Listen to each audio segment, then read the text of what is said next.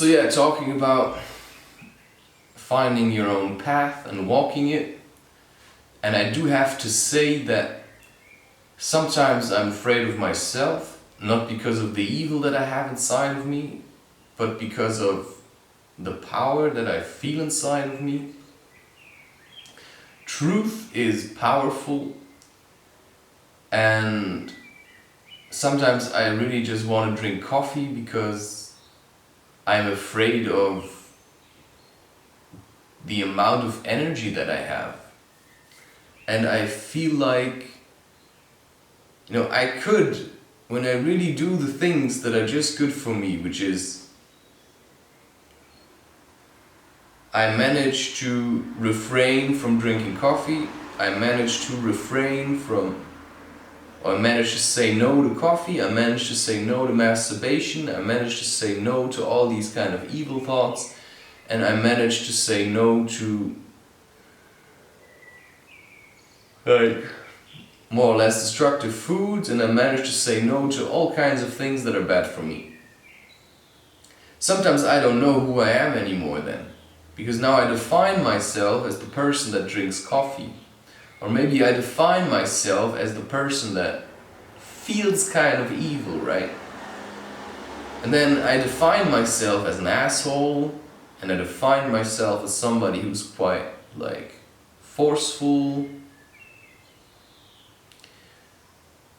And then you suddenly start to nourish your lightful side a bit more, and you think, holy shit, who is that? And then you start to be afraid. I feel that I always like to relax and to chill.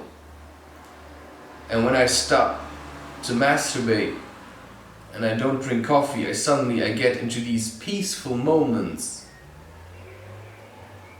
I cannot be that peaceful if I drink coffee, and I cannot be that peaceful if I masturbate. It's just a fact.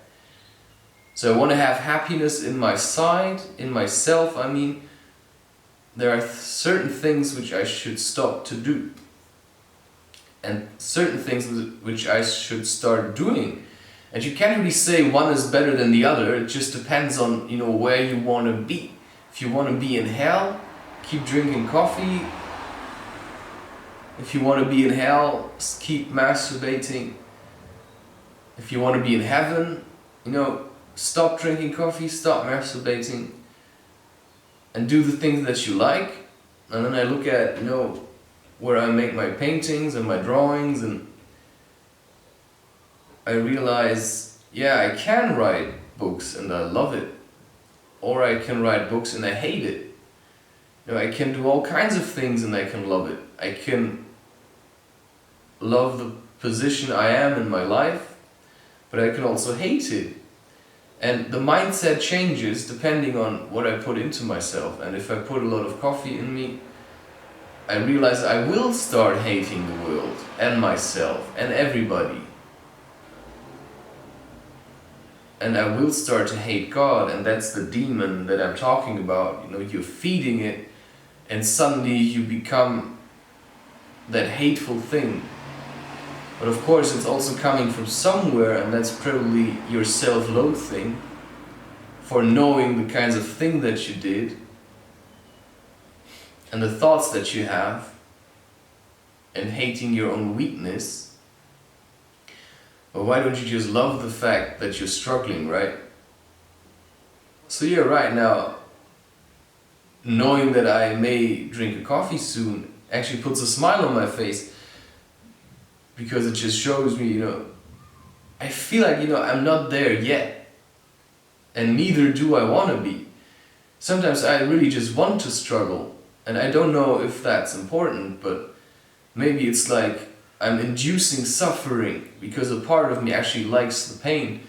But also, if I'm in a state of controlled suffering, because I know what drinking coffee makes me feel like and what it turns me into, but I also know that I can stop when I want to. I know that I can stop when I want to.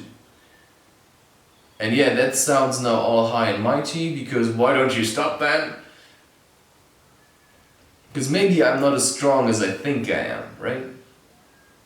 And maybe there's parts of me that have some kind of weakness, and there's a lot of sadness in me, and sometimes I just need to be weak, because I can't be strong all the time. And maybe I can, maybe that's a lie, I don't know. But sometimes you just want to be maybe the idiot. And maybe that's just who I am. And there's a part of me that's really judging people, and you think, you don't have to be perfect like Jesus. Well, I didn't meet him, I don't know how he was.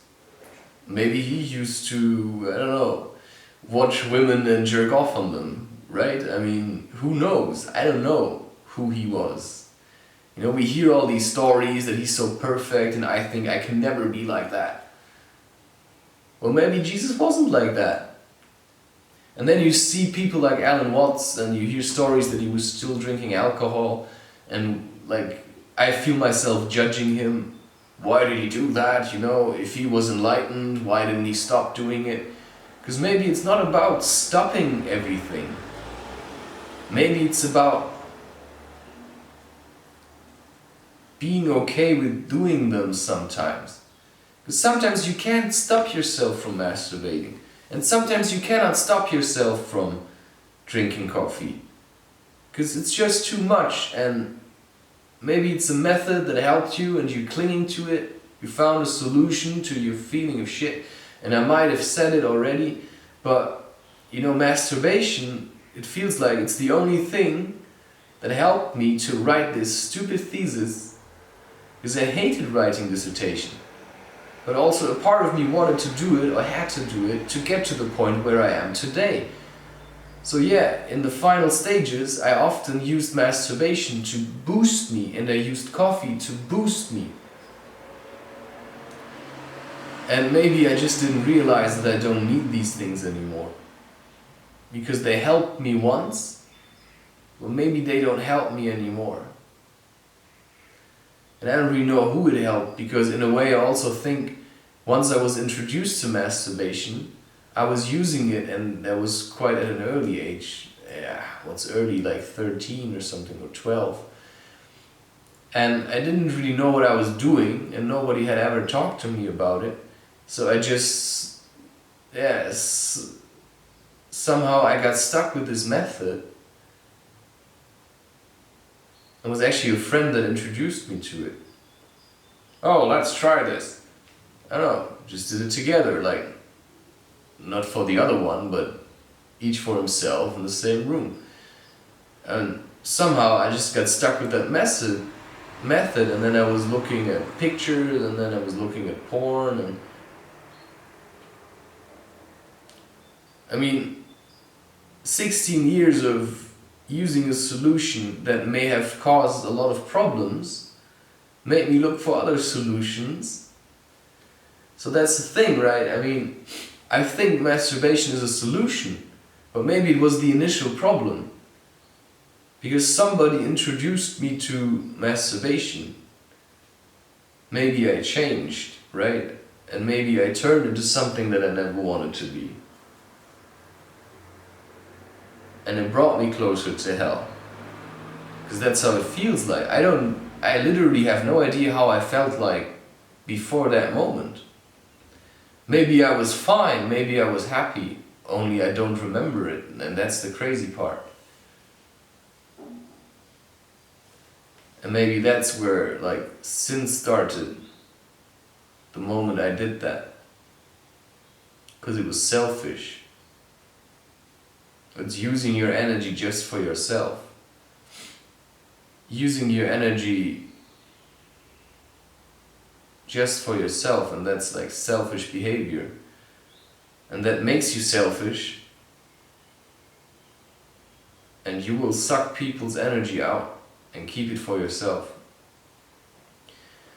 By feeling like, you know, acting like the victim. You know, people have all kinds of ways to drain your energy. Asking your advice, flattering you, through sex, of course. You know, sex that doesn't lead to a family is just sucking energy. There's all kinds of things, all kinds of things.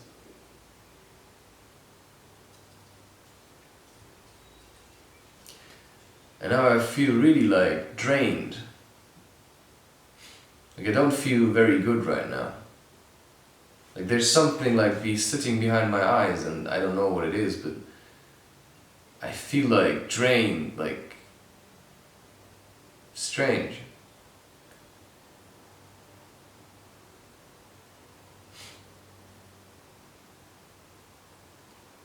So you tell me, right? I mean, of course, this is spiritual advice, but I know it has something to do with energy. And right now, I feel like I'm somewhat cleansing, but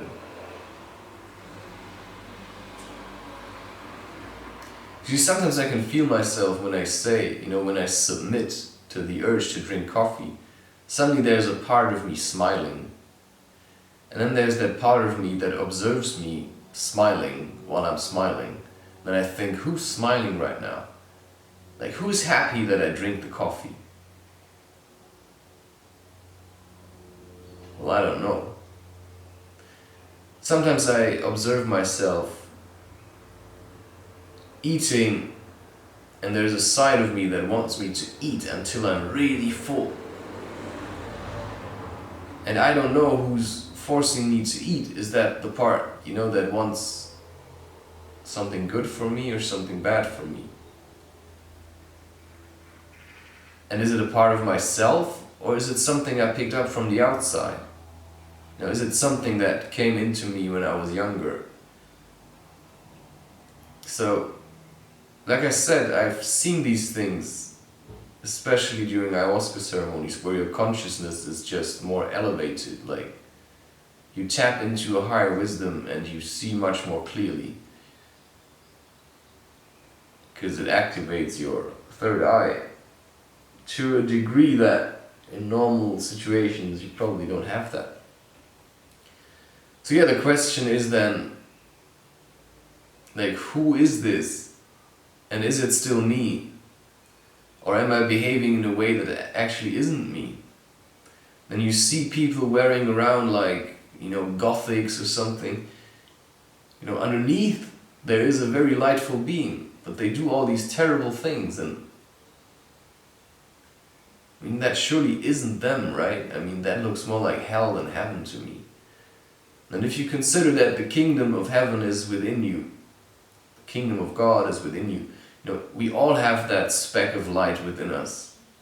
And we're just throwing dirt on it with our sins and our deeds. And you see, I don't like that kind of talk in a way, but maybe somebody has to talk like this who's not connected to the Christian church. Because words like sin and all these kind of things, nobody believes in these things anymore. Because nobody believes in the church. Because the church is just full of lies. So what do you do then? If these words become meaningless, you think they're not a problem, and you just keep doing certain things. But maybe calling them by a name, which would be sin, would be something of great value. And yet you don't want to push into a corner like, oh, look at this fraud, or whatever. Because I'm also not preaching to you and saying I'm free of it. No, I'm just as much in it. I'm just trying to find a way out, because I know how it feels like to be true to yourself. I know what it feels like to be truly happy and feel like you need nothing. And sometimes it was with psychedelics, but also a lot of times without. And it's just, I'm trying to stabilize this feeling. And I think that's what I'm here to do, like to talk about that. How to stabilize the feeling of inner enoughness, of inner peace, of giving yourself what you need. And how can you manage to stop relying on outside means for your happiness?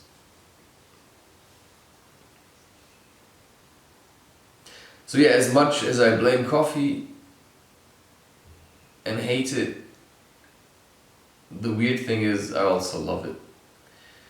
And you could say I can't pretend that I hate coffee anymore, because a part of me really loves it. Because maybe I'm replacing something with coffee that I could give to myself in a different kind of way. Because the more coffee I drink, the more coffee I want to drink. So, it never satisfies me. And that's the thing which tells me in the end if it's actually a good solution or not. Because if I keep wanting more of it, then it's not very satisfying, is it? It's just another escape.